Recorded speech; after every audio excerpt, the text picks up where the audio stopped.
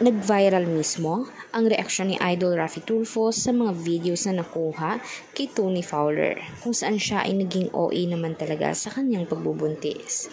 Marami talagang mga kanetizen ang nakapuna na mismong naging OA ito nung magsimulang bumuntis siya. Marami naman kasing nagsasabi na hindi naman na first time niyang magbuntis. Dahil si Tyronia ay meron na siyang unang pagbubuntis at si Tyronia ang naging bunga noon.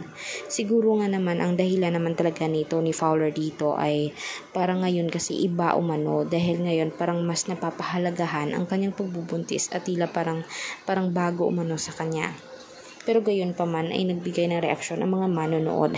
Kalakip na dito sina Idol Raffy Tulfo dahil nga mismong nag-viral at napadaan sa kanilang page o sa mga Facebook nila at napasabing parang ang OA naman kasi nito. Ganyan.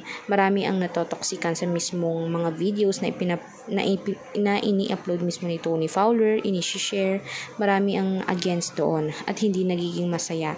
Dahil minsan naman ay nagagamit na lamang nila ang mga hindi magagandang content at hindi na umaayon sa mga bata ang kanilang ginagawa.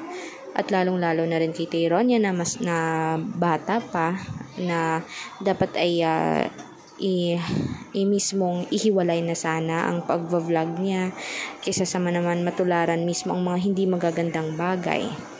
Kaya para ba sa inyo na mga manonood, sang-ayon ba kayo na maganda ba ang mismong ipinapalabas nilang video si Tony Fowler? I-komento nyo sa baba inyong mga sagot at huwag kalimutan mag-subscribe, i-share at ang ating videos at huwag kalimutang i-public ito. Salamat po.